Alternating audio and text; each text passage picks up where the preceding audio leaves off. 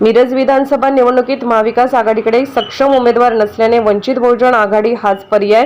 मिरज विधानसभा क्षेत्राचे विद्यमान आमदार सुरेश खाडे यांच्या कार्यपद्धतीबद्दल असलेली नाराजी आणि महाविकास आघाडीकडे असलेला सक्षम उमेदवार यामुळेच आज मितीस मिरजकरांकडे आता वंचित बहुजन आघाडी हाच पर्याय उरला आहे। वंचितचे सर्वेसर्वा प्रकाश आंबेडकर यांनी पूर्ण ताकदीने उमेदवार विज्ञान माने यांच्या पाठीशी उभे राहण्याचा निर्धार केला आहे। त्यामुळे मिरजेबरोबरच सांगली विधानसभेतही वंचित बहुजन आघाडीचे उमेदवार विजयी होतील असा विश्वास राज्य उपाध्यक्ष प्रवक्ते सोमनाथ साळुंके यांनी व्यक्त केला। आज मिरजेत आयोजित पत्रकार परिषदेत बोलत होते ते पुढे म्हणाले, सद्यस्थितीत महाविकास आघाडीकडे सक्षम उमेदवार नसल्याने त्यांनी भाजपमधील एका इच्छुक आयात केले आहे। दरम्यान येत्या 23 ऑक्टोबर रोजी विज्ञान माने यांचा उमेदवारी अर्ज वंचितचे युवा नेते सुजात आंबेडकर यांच्या उपस्थितीत मोठ्या शक्ती प्रदर्शनाने भरला जाणार आहे। तरी सांगली जिल्ह्यातील जनतेने मोठ्या संख्येने उपस्थित राहावे असे आवाहनही प्रवक्ते सोमनाथ साळुंके यांनी केले आहे।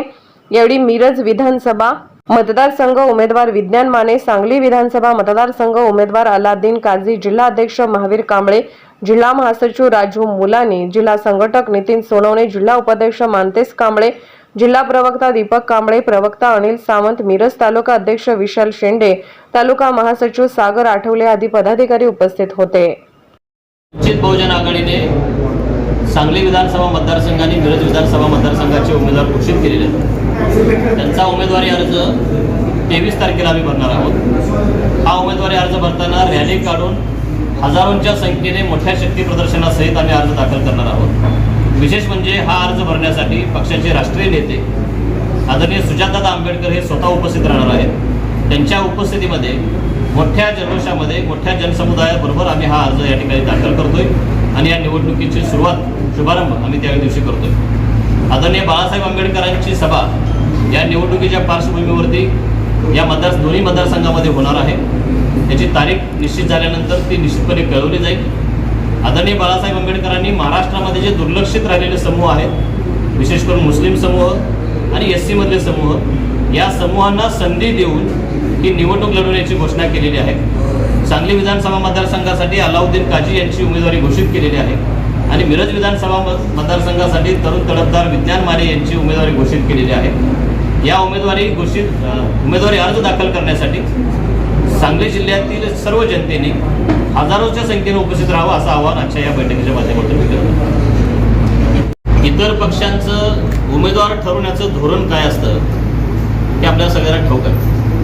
वंचित बहुजन आघाडी याचं उमेदवार ठरवण्याचं निकष वेगळे आहेत। इथं उमेदवाराची पात्रता, जनतेबरोबर काम करण्याची भावना ही बघितली जाते। त्याला अनुसरून बाळासाहेबांनी विज्ञान माने यांची मिरज विधानसभा मतदारसंघासाठी निवड केलेली आहे। दुर्दैवानं मिरज विधानसभा मतदारसंघामध्ये महाविकास आघाडीकडे सक्षम पर्याय नाही, उमेदवार नाही। त्या महाविकास आघाडीची जागा कुणाला सुटणार हे अजून निश्चित नाही। ते उमेदवार आयात करण्याची त्यांची चर्चा त्या ठिकाणी आपल्याला दिसते।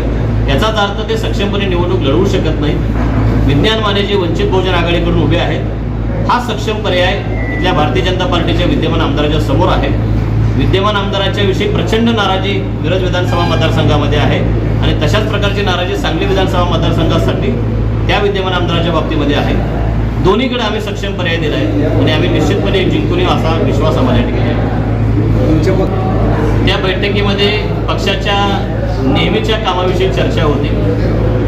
आज ते त्यांचं घरी कार्यक्रम असल्यामुळं थोडं माहीत असल्यामुळं ते आज आलेलं नाही, पण ते आहेत या बैठकीला ते थोड्या वेळात येत आहेत। कुठल्याही प्रकारची नाराजी वगैरे असा काही विषय नाही। मिरजेचे जे आमदार आहेत त्यांनी प्रत्येक गावामध्ये म्हणजे जे विकास काम केलं, मिरज तालुक्याचं जे विकास काम केलं त्यासाठी यांनी काही महिलांची पंढरपूर म्हणा, तुळजापूर आणि अक्कलकोट या प्रत्येक गावातनं 20-20 गाड्या माझ्या माता भगिनींसाठी सहलीला पाठवलेत।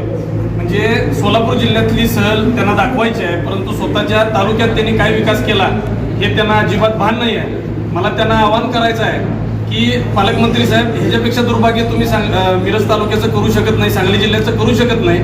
आणि त्या माझ्या माता भगिनींना एक विनंती करायची आहे, तुम्ही देवदर्शनाला 100% जावा। तर तिथं गेल्यानंतर तुम्ही एकच प्रार्थना करा की ज्यांनी आम्हाला पाठवले त्यांना पण आम्ही देवदर्शनालाच पुढच्या इलेक्शन नंतर पाठवू, हीच त्यांना मी विनंती करेन। आणि मिरजेचा जो विकास जो आहे म्हणजे अजून तर त्यांनी दाखवलं नाही। वंचितचा सांगली, मिरज असतील किंवा काही जागेंवरती वंचितचे उमेदवार लढवते, हे निवडून आल्यानंतरच वंचितची जी विकास होईल त्याची सहल तर आम्ही 100% तुम्हाला सांगली जिल्ह्यात फिरू, हीच तुम्हाला मी हे करेन. काय की जे आता पालकमंत्री साहेब आहेत ते व्यापारी आहेत, त्यांना फक्त काय आहे, काही निवडणूक आल्या की नगरसेवकांना खिशात घालायचं आणि जनतेची किंमत शून्य करायची, हेच त्यांनी आधीपासून हा धंदा केलेला आहे. जी काही उमेदवार आता आयात करून चालू आहेत त्यांचा सुद्धा व्यवसाय व्यापारी दृष्टिकोन आहे, त्यांनी जनतेची नाळ शून्य जोडलेली आहे.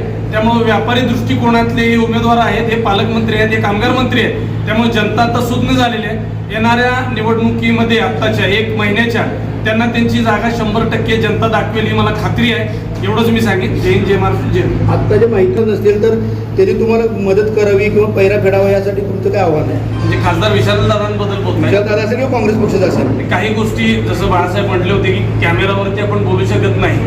विशालदादा 100% मदत करतील याची आम्हाला तर गॅरंटी आहे, खात्री आहे. ते त्यावेळी जनतेतनं तुम्हाला दिसून येईल. त्यांचं योगदान खूप महत्त्वाचं आहे जिल्ह्यासाठी, आधीपासून आहे, दादा घराणंच आहे. त्यामुळं जिल्ह्याचे भाग्यविधाते म्हणून वसंतदादा पाटलांचे नातू आहेत, ते वंचितचा पेहरा 100% फेडतील अशी आम्हाला अपेक्षा तर आहे आणि गॅरंटी सुद्धा आहे. धन्यवाद. 100% वाटत नाही काय त्याचा इफेक्ट काय पडेल, कारण की आजपर्यंत आपण बघितलं की अल्पसंख्याक आणि मुस्लिम यांचा उमेदवारी देताना हा कधीच विचार केला जात नाही, त्यांचा यूज अँड थ्रोज केला जातो. आपण बघितलंय हाफिजभाई दत्तुरे साहेबांना ज्यावेळी महापालिकेला उमेदवारी मागायला गेले होते त्यावेळी एका पक्षाने त्यांना उमेदवारी दिली नाही, परंतु त्याच पक्षातल्या नेत्यांना परत 8 महिन्यानंतर हाफिजभाईंचा सत्कार करायला रांगेत उभारायला लागलो. ही मिरजेची जनता आहे, स्वाभिमान आहे. त्यामुळं इथं मुस्लिम समाजात त्यावेळी दिलीप कुमार साहेबांनी त्यांना उमेदवारी दिली होती म्हणून त्यांना मिळाली.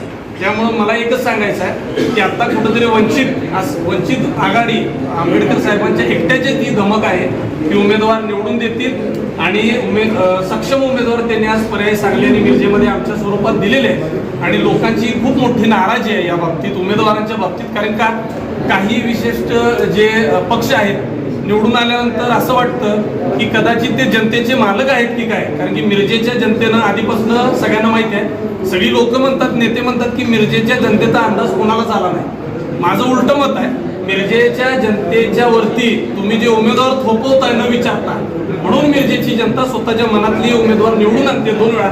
जे की आपण बघितले हाफिजभाई दत्तुरे मुस्लिम समाजातले एक कष्टकरू घरातले होते, दररोज काबाड कष्ट करून घर चालवायचे. त्यामुळे मुस्लिम समाज असेल, अल्पसंख्याक असेल, दलित असेल, बौद्ध मातक असतील, स्पेशली याला न्याय द्यायचं काम फक्त वंचित बहुजन आघाडी हीच करू शकते, बाकी कोणी फक्त यूज अँड थ्रो करू शकते.